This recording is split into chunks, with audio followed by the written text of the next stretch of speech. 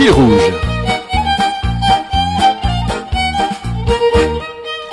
C'est l'enquête sur la paracha de la semaine.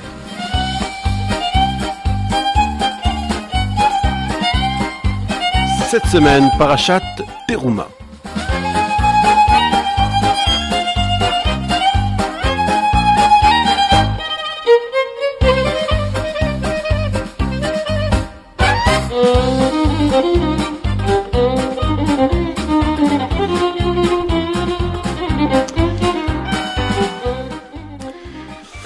Nous sommes après la sortie d'Égypte et l'alliance du Sinaï. Nous avons eu droit à ces grands et magnifiques récits. Nous avons eu les paroles, les 10, nous avons eu les préceptes.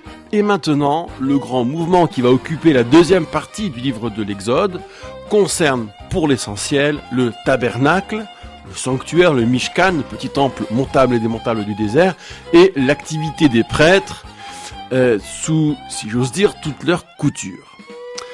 Alors, il y aura tout juste au milieu le récit du veau d'or qui va être intercalé entre textes de prescription du tabernacle et textes de réalisation. Et ces instructions, elles sont couvertes par la paracha de cette semaine qui va concerner le mobilier et l'édifice, et la paracha de la semaine prochaine qui va concerner davantage les vêtements des prêtres. Et tout cela, semble-t-il, est délivré, nous allons y revenir, pendant les fameux 40 jours au Sinaï qui sont évoqués à la fin de la paracha de la semaine dernière. Alors ouvrons grand les yeux, parce que c'est le moment où le grand architecte va préconiser son architecture. Quelle sera la vocation de cet édifice? À quoi ça sert un temple? De quoi Dieu a besoin, entre guillemets? C'est la grande question centrale dans la pensée juive. Et pas seulement d'ailleurs. Et à quoi va ressembler ce temple de connu? Est-ce que c'est un lieu de méditation? Est-ce que ça s'apparente à une maison, à une demeure? Est-ce que ça a à voir avec une cathédrale? Que sais-je? Chose curieuse, nous allons d'entrée de jeu l'observer, d'un premier regard, l'ordre d'évocation est tout à fait inversé. D'ordinaire, lorsque vous visitez un monument, vous voyez la région, vous y accédez, vous voyez l'environnement, vous voyez le bâtiment, la bâtisse dans son ensemble, vous voyez ensuite les dépendances, vous cheminez à l'intérieur, vous voyez les meubles, les décorations, vous voyez les petits secrets, les passages secrets, les fonds de tiroirs, bref. On avance du loin pour aller vers un centre, et là c'est exactement l'inverse. Nous partirons du centre pour aller vers le plus lointain. Il y a d'abord les principaux meubles, il y aura ensuite ce volume qui les contient, puis il y aura les éléments ou l'élément de la cour, tout n'est pas dit dans cette paracha, et d'ailleurs tout n'est pas dit avec précision, et puis il y aura la cour elle-même. Alors allons-y donc, voyons un peu comment, encore une fois, le grand architecte parle de son architecture. Il y a d'abord un appel. Un appel qui, disons-le d'entrée de jeu, il y aura deux sources de collecte, mais là ne concerne qu'une seule source, c'est-à-dire la collecte volontaire et variable. Chacun fait ce que son cœur lui dit de faire. Il y aura plus tard une autre forme de contribution générale, une sorte de CS, on va l'appeler du Mishkan, CSM, le demi-shekel. Ça, c'est une autre affaire, nous y reviendrons, mais pour l'heure, l'appel ne dit pas ça. L'appel dit, chacun, porté par son cœur, amènera ce qui permettra de prélever, on a comme une liste de mariage, des métaux, des textiles et autres aromates, huiles et pierres précieuses. On va y revenir. Donc c'est Dieu qui fait l'appel via Moïse. Le mot-clé c'est Teruma. Teruma qui veut dire prélèvement mais en même temps élévation, la radicale. Le détail des matériaux, donc au niveau des métaux, c'est de l'or et de l'argent et du cuivre dont il faudra se munir. Donc exit les alliages, exit le fer, exit plein de choses. Au niveau des textiles, il y a d'abord des laines, des langues de laine, azur, pourpre, écarlate. Tout va graviter autour de ces trois couleurs. Donc azur, un bleu soutenu, pourpre, donc un rouge très soutenu, qui était réputé être une couleur de noble. Le fameux argaman, on ne le portait pas comme cela. Et puis il y a un écarlate obtenu avec un insecte, donc un rouge un peu plus clair et en même temps un peu plus vif. Et c'est avec ces trois couleurs qu'on va constituer des motifs, mais je ne veux pas prendre trop d'avance dans la succession des thèmes. Au niveau des textiles, on trouvera aussi du lin très fin et du poil de chèvre qui revient à de nombreuses reprises. Il y aura aussi des peaux qui seront utilisées, des peaux de bélier rougi ou des peaux d'un animal mystérieux qu'on appelle en hébreu tahash, qui semble-t-il a disparu, et des traducteurs en général livrent le mot tel quel, tahash. Le bois qui est utilisé est un bois de chittim. Il faudra aussi prélever ce bois. Alors, le bois de chittim était réputé un bois très résistant, qui ne pourrit pas, qui ne s'altère pas. Il était, semble-t-il d'ailleurs, très usité en Égypte. Ensuite, il y aura aussi des ingrédients, de l'huile pour le luminaire, des aromates pour l'onction et l'encens, la kétoret, et puis des pierres précieuses, pierres de shoham en hébreu, c'est l'onyx, et puis d'autres pierres qui ne sont pas détaillées, qui seront à enchâsser pour le éphod, c'est-à-dire pour les bretelles d'une des tuniques un des vêtements du prêtre, et pour le pectoral, et tout cela sera détaillé la semaine prochaine. Au terme de cet appel, l'ouvrage est décrit, et ça ce sont des mots très importants, Verasuli mikdash veshachanti betocham. Ils me feront un mikdash, donc la racine étant kadosh, on peut traduire par sanctuaire, veshachanti betocham, et je résiderai, comme on réside dans une maison, betocham, au milieu de vous, au sein de vous. Alors vous connaissez le Midrash, qui à force d'être cité, pourrait perdre sa saveur, betochol ne'emar ela betocham. Il n'est pas dit en lui, mais en vous. Alors dans le cœur de chacun, cette présence, cette effective, elle parle à tous, c'est pas un lieu éloigné. Voilà un formidable indice. Ensuite, donc, après l'appel, qui finit sur cette formule magistrale, description des premiers ustensiles. D'abord, l'arche d'alliance. Elle est première, elle est centrale, elle est première en importance, même si dans sa réalisation, l'ordre ne sera pas celui-là. Le temple d'ailleurs est appelé Mishkan Haredut par ailleurs, le sanctuaire ou le temple de témoignage. Et pourquoi témoignage? Parce que il y a un autre objet qu'on qualifie d'objet de témoignage, c'est les tables, Luchot Haredut.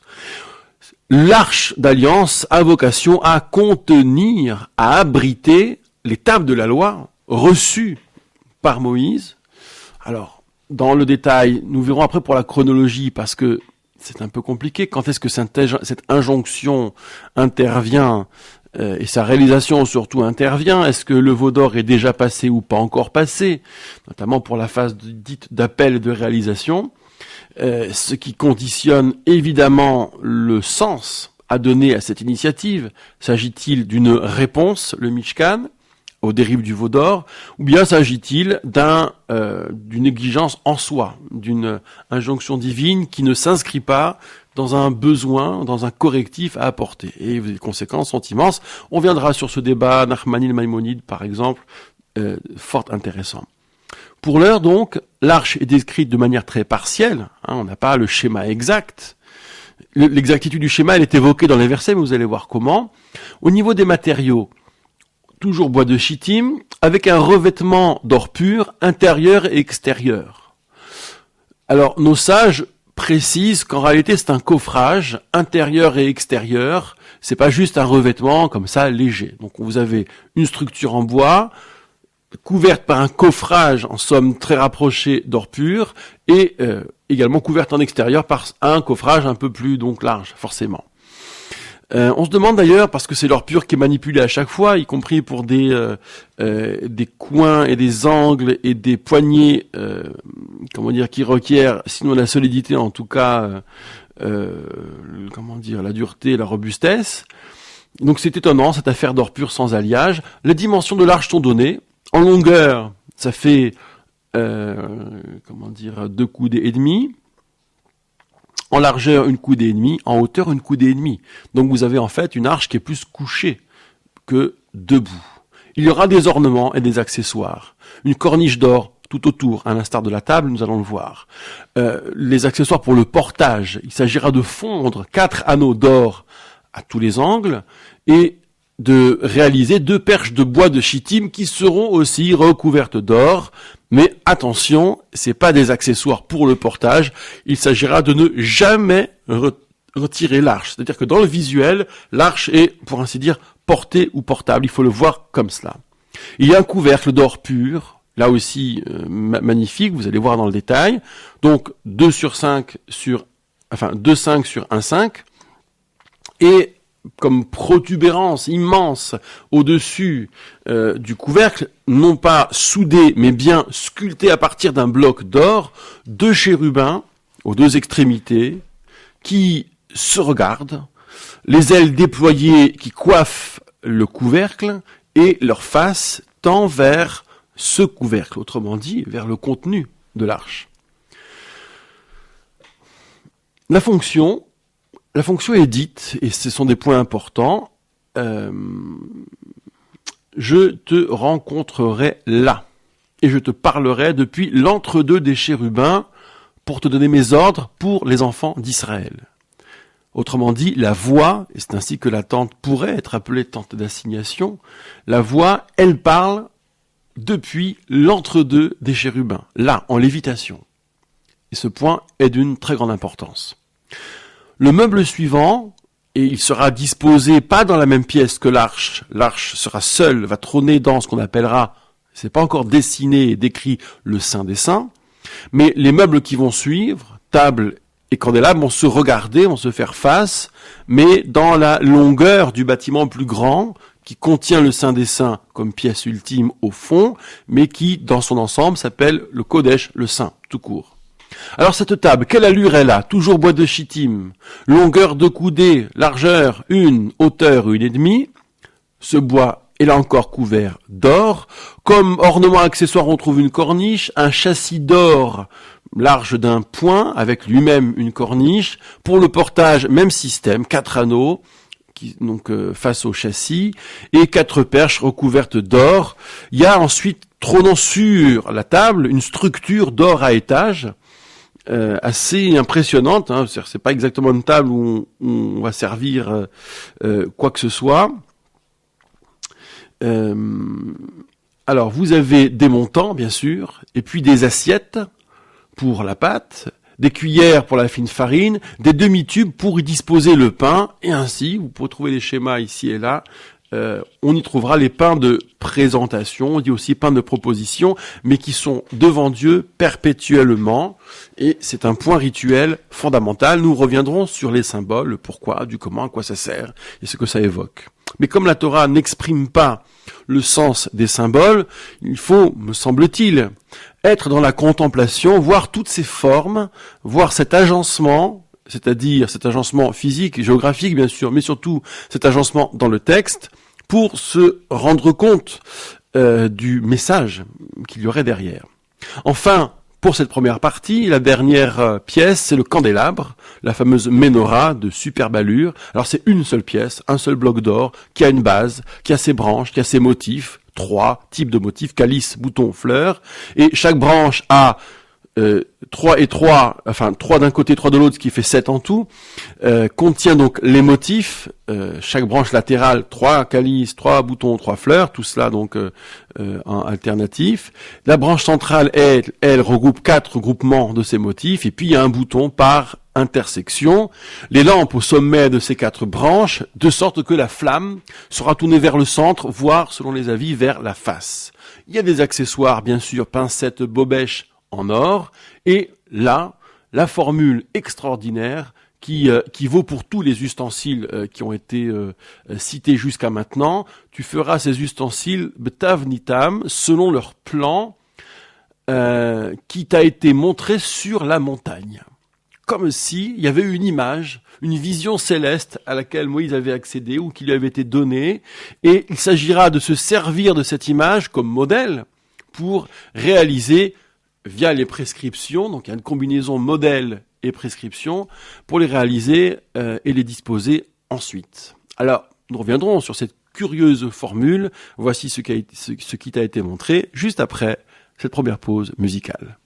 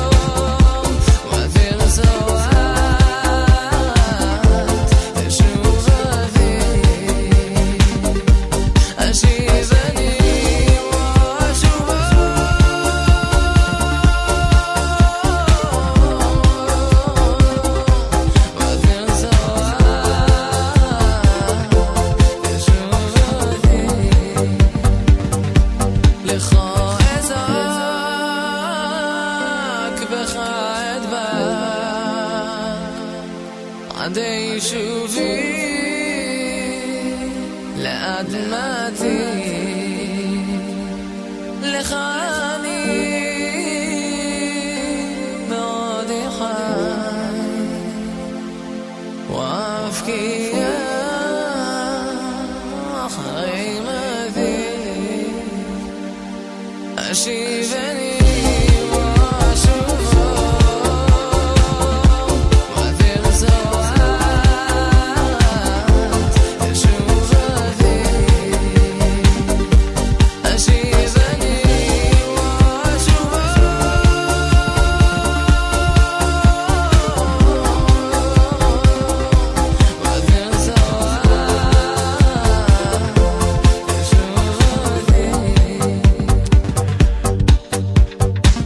Fil rouge, c'est l'enquête sur la paracha de la semaine, paracha Teruma. Vous êtes sur Radio Kol Shalom 100 FM, la fréquence de la communauté juive à Grenoble, en Isère et dans le reste du monde.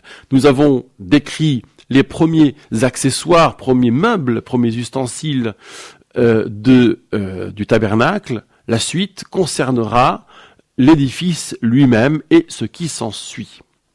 Alors, le Mishkan, le tabernacle, c'est d'abord des tentures. Certaines traductions donnent d'ailleurs tapis. Des tentures pour délimiter le bâtiment principal, c'est 10 pièces de lin blanc tissé avec azur, pourpre, écarlate toujours. Et le tissage doit pouvoir produire un motif de chérubin. Ça, c'est moins connu du grand public. Il y a du chérubin partout. Motif de chérubin, et alors d'après la tradition orale, ce motif devait se voir de part et d'autre et dans un sens inverse. Je veux dire par là, à l'endroit, en somme, en tous les cas, même image, de part et d'autre. Donc il y avait une prouesse de tisserand extraordinaire. Il y a 2 niveaux d'ailleurs d'expertise dans les tissages du Mishkan, du tabernacle. Soit c'est Maaser Choshev, c'est-à-dire un tissage très élaboré, très savant. Soit c'est Maaser Rokem, soit c'est un simple tissage apparemment sans motif. Bref, chaque pièce est longue de 28 coudées et large de 4, et il s'agit donc de les coudre en 2 fois, 5 et 5, et entre ces 2 pièces de 5 et 5, 50 nœuds d'étoffe azurée, tenus ensuite par 50 agrafes d'or. Et donc les tentures sont ainsi reliées, et le Mishkan sera un, dira le texte. Quant au toit, quant à ce qui se passe au-dessus, là, c'est 11 pièces de poils de chèvre. Alors, une pièce réunie en 2, enfin 2 pièces, pardon, une composée de 5 et l'autre composée de 6. La hauteur, c'est 30, enfin la largeur, pardon, c'est 30 coudées et la hauteur, c'est 4. Il faudra 50 nœuds, 50 agrafes de cuivre pour tenir les deux pièces.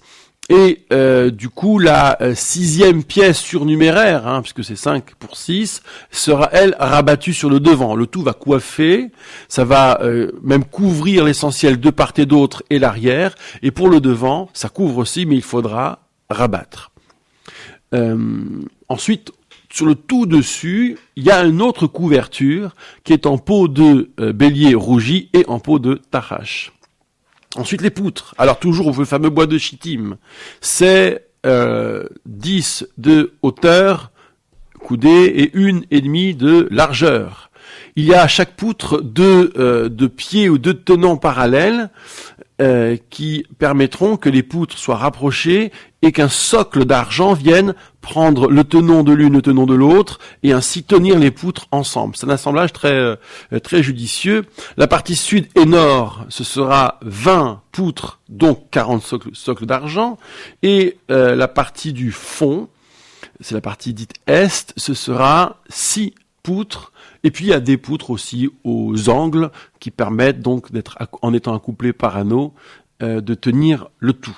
Il y a des traverses aussi pour tenir ces poutres. Alors des traverses extérieures en bois de chittim, 5 de chaque côté et sur le fond.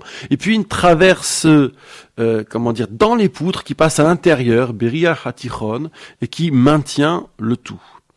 Donc ça risque de bien tenir au vent, c'est le moins qu'on puisse dire. Les poutres sont évidemment recouvertes d'or, idem pour les anneaux et le passage et les traverses. idem pour les anneaux qui, en surface, permettent le passage des barres de traverse. La formule tombe là encore, tu érigeras le Mishkan selon sa loi, telle que vue sur la montagne. On revient toujours à l'image. Ensuite, rideau. Le rideau, le parochet, qui sépare le Saint des Saints du Saint, même si c'est pas encore dit comme ça. Alors toujours azur, pourpre, écarlate, lin fin tissé, motif de chérubin là encore. Ce sera tenu sur 4 colonnes de chittim recouvertes d'or. Idem pour les agrafes en or et les socles en argent. Et ainsi seront distribués les objets. On introduira les tables dans l'arche.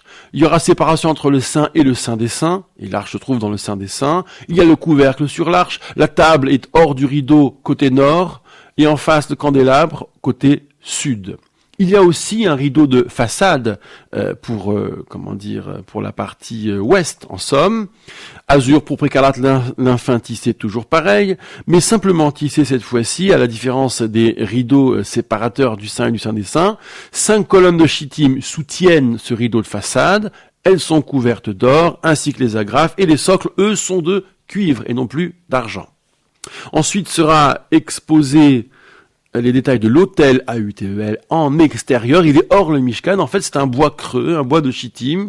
C'est carré, mais c'est relativement bas, 5 par 5 en coudées, mais en hauteur 3 coudées. Alors, la tradition orale fait valoir qu'en réalité, c'est 3 coudées au-dessus du champ de vision de ceux qui pouvaient graviter autour. Il y a des protubérances, des cornes issues de lui aux 4 coins. Il est couvert de cuivre.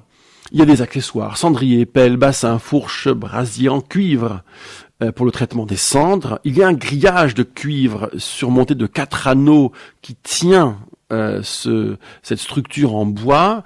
Il est situé à la partie basse, et son sommet arrive à la moitié de la hauteur de cette structure en bois. Ces barres sont couvertes, il y a des barres qui sont couvertes de cuivre, et ce sera nécessaire pour le transport. La boiserie, disais-je, est creuse. Il n'y a pas de couvercle, ni fond. Ce sera à remplir de terre, comme, là encore, décrit sur la montagne. Ainsi, ils feront. Et puis enfin, la cour.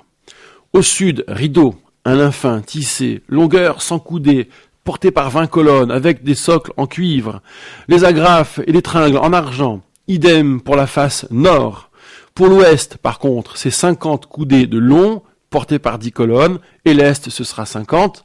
Du côté des portes, donc l'est, c'était 50, pardon, et non pas l'ouest. Du côté des portes, du côté de l'entrée, donc, c'est de part et d'autre 15 et 15 de rideaux, portés par respectivement 3 colonnes. La porte elle-même, c'est une pièce à part, enfin un élément un peu détaché, longueur 20 coudées, mais toujours avec les textiles évoqués, et le tout porté sur 4 colonnes et socle. L'union des colonnes de la cour par tringles d'argent, d'agrafes d'argent, de socles de cuivre, permettra d'avoir donc une surface totale de 100 par 50. Et la hauteur est de 5 coudées, sauf erreur de ma part. Alors, terminons sur un propos général. Les ustensiles autres qui n'ont pas été cités seront tous en cuivre et non en fer, ce qui permettent le culte du Mishkan, son entretien, tout ce qui constitue les chevilles pour river le tout au sol, tout cela sera du cuivre. Là encore, les métaux parleront, il faudra à terme décrypter tous ces symboles, mais c'est pas encore l'heure du décryptage des symboles, c'est la progression qui nous intéressera juste après cette deuxième pause musicale.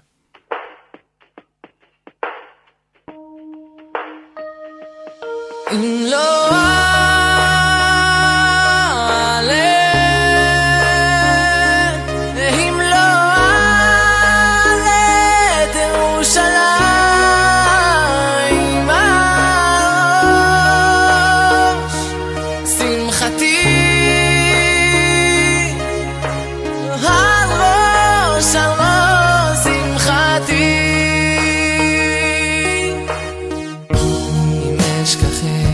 ירושלים תשכח ימיני, תדבק לשוני ומלך איתי, אם לא אזכרכי אם אשכחך ירושלים תשכח ימיני תדבק לשוני הולך איתי אם לא אזכרכי אם לא אעלה ואם לא אעלה את ירושלים הראש שמחתי הראש הראש שמחתי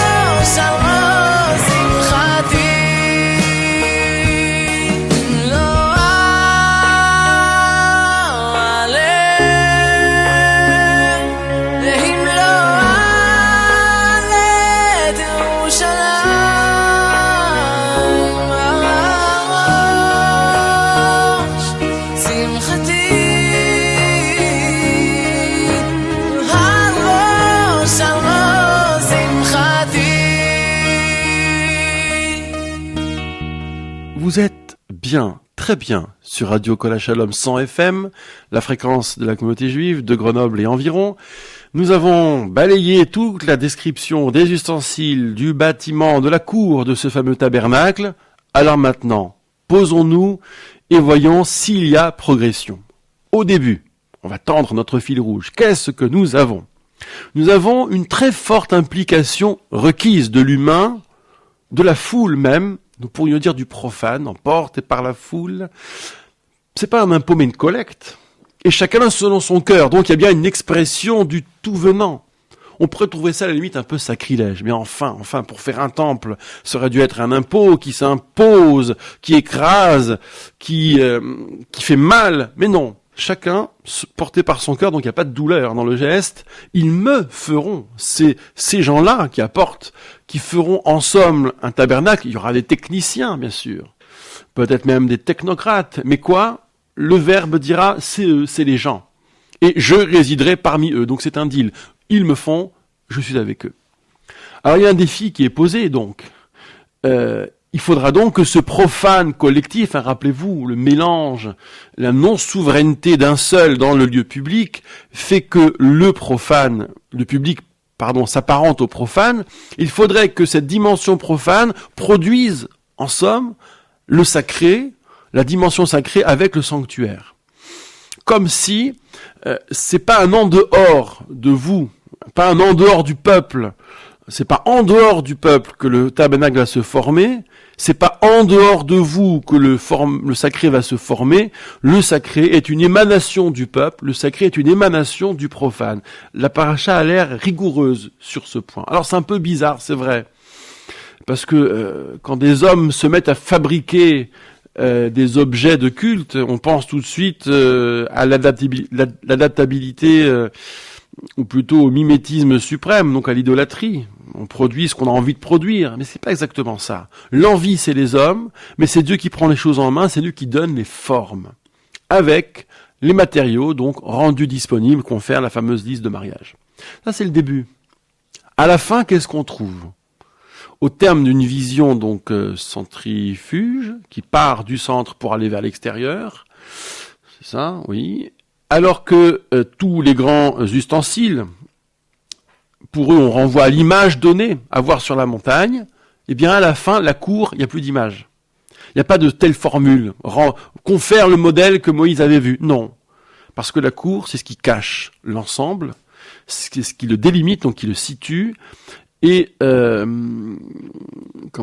c'est finalement physiquement rendu inaccessible. Alors, ça n'est pas pratiquement pour ceux qui sont autorisés à y cheminer, mais au moins, dans la tête, c'est détourné, c'est ailleurs, le regard s'en est détourné. Et c'est donc cette délimitation qui fait le sacré, en fait. Ce qui ne se voit pas n'importe comment, ce qui n'est pas le même lieu, il faudrait que cette formation du sacré ne renvoie à aucune image, comme c'est surprenant. Seulement un ordre adressé au peuple, comme si l'image avait été contournée au début et à la fin, mais affrontée au milieu. L'image ne concernerait que ce qu'il y a dedans. C'est le Verbe qui s'adresse au peuple, à la masse, à la multitude, au début, et finalement, donc, c'est encore le Verbe qui s'adresse au peuple, à la multitude, et qui demande à cette multitude de faire le sacré. Au début comme à la fin, le sacré émane du profane. A priori, on aurait presque imaginé le contraire. Un ensemble qui soit image, et qui fixe le sacré, une image révélée, qui soit la résidence, et qu'à la limite les détails d'aménagement soient un petit peu subjectivisés, mis au goût du jour, qu'il y ait une part d'initiative, qui soit l'objet de ce verbe qui se mêle d'intéresser la masse. Mais non, donc c'est bien l'inverse qui se produit. L'image révélée a chassé le verbe, mais à la fin, le verbe revient et chasse l'image.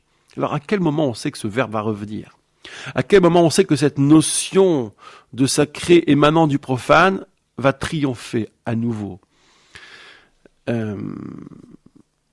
Alors, penchons-nous sur un détail qui a peut-être retenu votre attention, qui vous a peut-être heurté ou choqué. Il s'agit de l'arche et de ces fameux chérubins. Rappelez-vous, l'arche contient les tables. Et en fait, dans la description de cette paracha, tout s'agrège par cercle concentrique autour des tables. Donc le point focal, a priori, c'est l'étape de la loi donnée. Cette matière d'origine entre guillemets céleste est travaillée par le Verbe. C'est l'image, c'est le support par excellence, mais qui est donc entre deux représentations célestes, deux images. On ne peut pas être à l'excellence plus image que cela. C'est bien ostentatoire et c'est à ce titre choquant. Cependant que la parole, elle demeure, elle est là. Mais elle est en lévitation, dans un point abstrait, entre les deux visages, entre ces deux représentations, visages baissés, qui ont le regard posé sur la loi. Donc la loi, elle est enfermée dans la caisse, enfermée, soumise à la représentation, et pourtant, la parole surplombe. J'ose dire que cela est un point de tension, que la parole vient quelque part défier l'image et la représentation.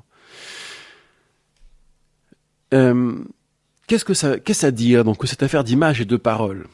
Si on voit d'abord l'image, le choc des photos, on peut entendre par l'image cette révélation qui s'impose à nous de manière immédiate. Lorsque votre corps reçoit l'impression, lorsque vous vous êtes impressionné, rien de vous n'est convoqué. Aucune réflexion, aucune maturité, aucune intimité, rien de vous.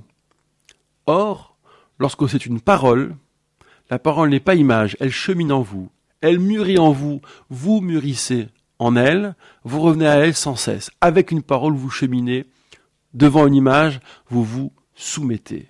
Si les mots ont leur poids, les images amènent le choc. Choc des photos, poids des mots. Alors, un exemple, une illustration, l'affaire du rocher. Moïse frappe sur un rocher, il n'aurait pas dû, pour le deuxième rocher, pas pour le premier, il n'aurait pas dû, et il aurait dû parler au rocher. Tiens donc, il a produit du spectacle. Il a produit un certain spectacle, ce n'est pas sans rappeler Guy Debord et la Société du spectacle, qui a impressionné tout le monde. Alors bien sûr, il y a eu le miracle. Personne n'a pu dire que l'eau ne venait pas de ce miracle. Parfait. Mais est-ce que les gens ont grandi pour autant ? Est-ce qu'ils ont cheminé ? Est-ce qu'ils ont mûri ? Non, il fallait parler au rocher. Il fallait montrer comment la parole intervient sur les éléments. Il fallait montrer l'enchaînement.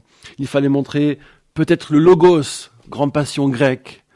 Mais non, le spectacle a confisqué la maturité, le spectacle a confisqué la croissance, a confisqué la grandeur.